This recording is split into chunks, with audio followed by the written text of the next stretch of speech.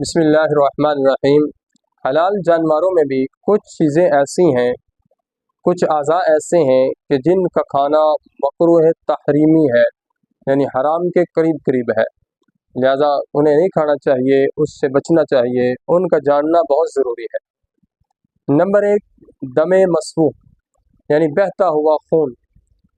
تو جب گوشت خریدا جاتا ہے یا گوشت لیا جاتا ہے تو اسے اچھی طرح سے صاف کر کے اور دھو کر اسے پکایا جائے تاکہ اس میں کسی قسم کا ساتھ خون شامل نہ ہو۔ تو یہ دم مسفوح یہ جائز نہیں ہوتا۔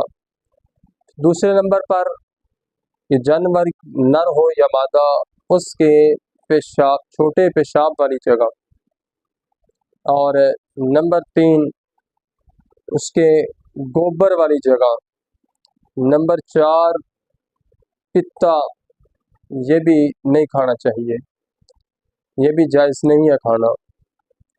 اور نمبر 5 مثانہ، یہ بھی نہیں کھا سکتے۔ نمبر 6 غدود، یہ بھی نہیں کھا سکتے۔ اور نمبر 7 خصیے یعنی کپورے جسے کہا جاتا ہے، تو بہت سارے لوگ بڑے شوق سے اسے کھاتے ہیں، جبکہ یہ مکروہ تحریمی ہے، حرام کے قریب قریب ہے، اس سے کھانا جائز نہیں ہوتا۔ پھر اس کے ساتھ ساتھ حرام مغز، یہ بھی نہیں کھا سکتے۔ اور گردن کے درمیان جو پٹھے ہیں، 2 پٹھے، ان پٹھوں کو بھی نہیں کھا سکتے۔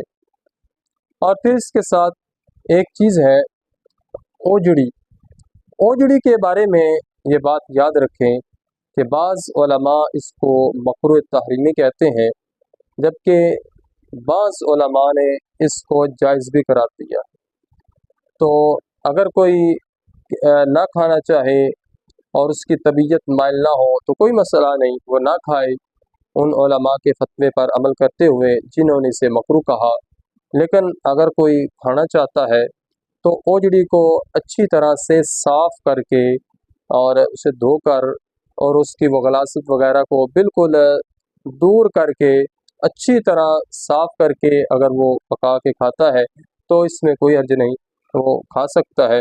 کچھ علماء اس کے جواز کے قائل ہیں، اور اس کے اوپر باقاعدہ اس کے جائز ہونے پر المعجم الکبیر کی ایک روایت بھی موجود ہے، امام طبرانی نے اس کو ذکر کیا ہے، اور اس کے اندر یہ بات موجود ہے کہ نبی کریم علیہ السلام کے سامنے حضرت سیدہ عائشہ صدیقہ رضی اللہ تعالی عنہا، آپ نے اوجڑی کا ایک ٹکڑے کو جو ہے وہ نوچا، چبایا، اور نبی کریم علیہ السلام نے منع نہیں فرمایا۔